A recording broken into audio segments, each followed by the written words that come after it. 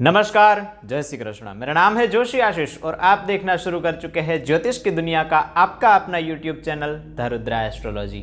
अंग्रेजी में एक कहावत है, वेल बिगन हाफ डन। मतलब कि अगर कोई कार्य सही मुहूर्त में शुभ समय में किया जाए तो वो जल्द ही समाप्त हो जाता है, मतलब कि अच्छी तरह से समाप्त होता है।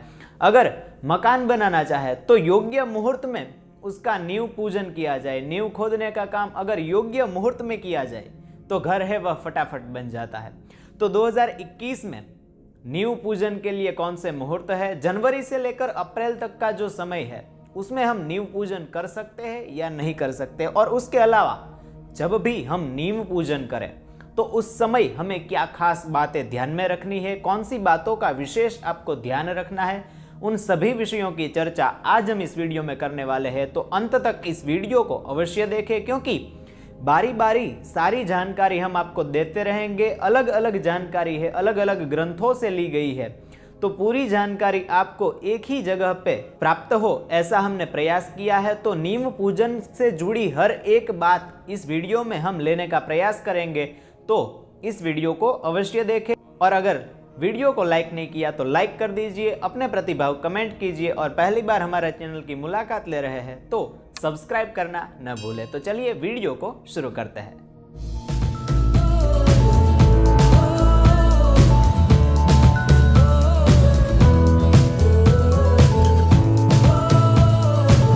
सबसे पहले जब नींव पूजन करें तो उस समय हमें क्या ध्यान में रखना चाहिए, कौन से ग्रहों की स्थिति हो, अनुकूल हो ग्रह, कौन से ग्रह हमसे, तब हमें नींव पूजन करना चाहिए, उसकी चर्चा करते हैं।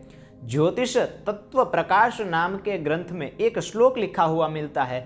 श्लोक में नींव पूजन से जुड़ी अत्यंत महत्वपूर्ण जानकारी है जो हम आपको देते हैं। श्लोक इस प्रकार है कि गुरु शुक्रार्क चंद्रेषु स्वच्यादि बलशालिषु गुर्व केंदु बलम लब्ध्वा गृहारंभ प्रशस्यते। अर्थात कि जब गुरु, शुक्र, अर्क और चंद्रमा अपनी उच्च राशि में हो, स्वगृही हो, मतलब कि अपनी राशि में हो, या फिर मित्र राशि में हो, तब हमें गृहारंभ करना चाहिए। गुरु, सूर्य और चंद्रमा का बल हमारे साथ होना चाहिए। यह तीनों ग्रह शुभ हो तभी हमें गृहारंभ करना चाहिए। प्रत्येक ग्रह का अलग अलग फल है कि कौन सा ग्रह बलवान होगा और उस समय हम गृहारंभ करेंगे, नींव पूजन करेंगे तो उसका क्या फल प्राप्त होगा, उसकी चर्चा करते हैं। प्रत्येक का अलग अलग फल है। जैसे कि जब सूर्य है वह अपनी उच्च राशि में हो, मित्र राशि में हो, या फिर स्वगृही अपनी राशि में हो, तब गृह स्वामी के लिए शुभ है। और जब अपने जो गृह स्वामी है, मान लीजिए कि कोई मेष राशि का जातक है, उसकी राशि से चौथी, आठवीं या फिर 12वीं राशि में जब सूर्य हो,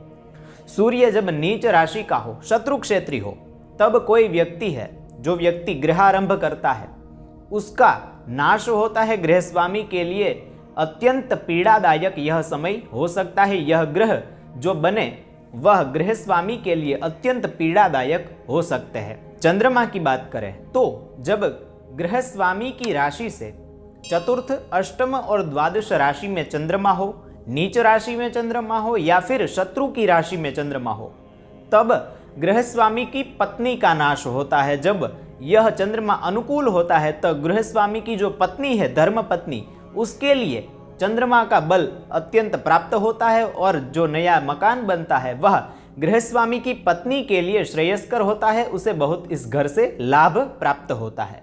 गुरु महाराज की बात करें तो जब गुरु ग्रह है वह अस्त का हो, नीच राशि में हो, शत्रु क्षेत्री हो, या फिर वह किसी भी प्रकार से प्रभावहीन हो, उस समय अगर कोई व्यक्ति गृहारंभ करता है, नया मकान बनाता है, तो उसके पुत्र का नाश होता है, उसके पुत्र की हानि होती है। तो इसीलिए गुरु ग्रह जब अस्त का हो उस समय गृहारंभ नहीं करना चाहिए। जो यह समय है जनवरी से लेकर अप्रैल तक का समय है, उसमें गुरु और शुक्र बारी बारी से अस्त के हो रहे हैं। इसीलिए हम आपको यही सुझाव देते हैं कि इस समय आपको गृहारंभ नहीं करना चाहिए, क्योंकि आपके पुत्र का नाश हो सकता है, आपके पुत्र को कोई भी प्रकार की हानि हो सकती है। और अगर गुरु ग्रह है वह मित्र राशि में हो, उच्च के हो, या फिर बलशाली हो, उस समय आप गृहारंभ करते हैं तो आपके पुत्र के लिए बहुत ही श्रेयस्कर होता है, उनकी तरक्की होती है और प्रगति के पंथ पर वह अग्रसर बढ़ता है। शुक्र ग्रह की बात करें तो जब शुक्र है वह स्व राशि में हो, मतलब कि अपनी राशि में हो, या फिर उच्च का हो, या फिर मित्र राशि में हो, बलशाली होता है शुक्र जब, तब आप गृहारंभ करेंगे तो आपको धन की प्राप्ति होती है, आपका विपुल साम्राज्य बढ़ता है और संपत्ति की वृद्धि होती है। और शुक्र के अस्त में जब आप गृहारंभ करते हैं, नया मकान बनाते हैं, तो आपके धन की हानि होती है और व्यय ज्यादा होता है। इसीलिए फरवरी से लेकर जो अप्रैल तक का समय है उसमें शुक्रास्त का समय है, शुक्र ग्रह है वह अस्त का है, इसीलिए इस समय आपको नया मकान नहीं बनाना चाहिए। हम आपको यही सुझाव देते हैं। कई लोग हमसे बारंबार पूछते हैं, रोज कई लोगों के व्हाट्सएप पर मैसेज आते हैं कि गुरुजी इस समय हम नया मकान बनाए कि नहीं, जनवरी में हमें अच्छा सा मुहूर्त बताइए। परंतु जनवरी में 15 जनवरी तक का जो समय है वह धनार्क का है, सूर्य है वह अनुकूल नहीं है। तो अगर आपके खुद के लिए अनुकूल यह समय नहीं है, फिर फरवरी से लेकर अप्रैल तक का समय है वह आपके पुत्र के लिए और आपके धन के लिए अच्छा नहीं है, तो इस समय हम कैसे आपको मुहूर्त दें आपके लिए, क्योंकि हम जो मुहूर्त देंगे उससे आपकी तरक्की होगी। योग्य मुहूर्त में, जैसे कि हमने वीडियो की शुरुआत में ही बताया कि वेल बिगिन हाफ डन, अगर अच्छा शुरुआत हो, आपकी अच्छी शुरुआत हो, अच्छी तरह से आप कोई भी कार्य की शुरुआत करें तो आधा काम उसी में निपट जाता है, बहुत अच्छे से आपका कार्य संपूर्ण होता है और उससे आपको सुख की प्राप्ति होती है। अगर यह जो समय है उसमें गुरु है वह अस्त का, मतलब प्रभावहीन है, शुक्र प्रभावहीन है, उसके पहले सूर्य प्रभावहीन है, तो जब यह ग्रह प्रभावहीन होते हैं उस समय में हम आपको मुहूर्त दे देंगे तो उससे आपकी भी हानि होगी और हमारी भी हानि होगी। इसीलिए इस समय में आपको मुहूर्त नहीं दे रहे हैं, आपके लिए मुहूर्त नहीं है। आगे जितने भी मुहूर्त है, शुभ मुहूर्त है, उसमें आपके लिए कौन सा है यह जानना हो तो आप व्हाट्सएप पर हमारा संपर्क कर सकते हैं।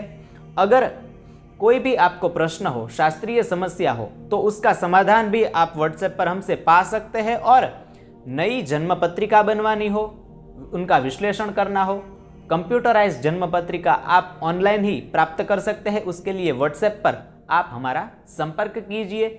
जल्द ही हम एक नई वास्तु श्रृंखला लेकर आपके सम्मुख आने वाले हैं। अलग अलग वास्तु दोष का निवारण करेंगे कि क्या घर में यह है तो वास्तु दोष है या नहीं, और बिना तोड़े मरोड़े कैसे वास्तु दोष का निवारण किया जा सकता है। गृह निर्माण आप करना चाहते हैं तो कौन सी चीज कहाँ रखनी चाहिए, बाथरूम कहाँ बनाना है, रसोई घर कहाँ बनाना है, बेडरूम कहाँ बनाना है, और बेड में किस तरह से सोना है, उन सारी श्रृंखला, वास्तु श्रृंखला में हम एक एक विषय के ऊपर प्रत्येक की सूक्ष्मता से विश्लेषणात्मक चर्चा आपके सम्मुख लाने वाले हैं। अगर यह जानकारी आपको पसंद आई हो तो लाइक कीजिए, आपके प्रतिभाव कमेंट कीजिए, और अगर आप वास्तु श्रृंखला देखना चाहते हैं तो हमारे चैनल पे कम्युनिटी पोस्ट पे एक वोट वाला ऑप्शन दिखेगा, वहां पर आप अपना वोट यस या नो में कर सकते हैं। अगर कोई भी प्रश्न हो तो व्हाट्सएप पर संपर्क कीजिए। जल्द ही मिलते हैं एक नए विषय के साथ, एक नई शास्त्रीय चर्चा में। तब तक के लिए धन्यवाद। जय श्री कृष्ण, वंदे मातरम।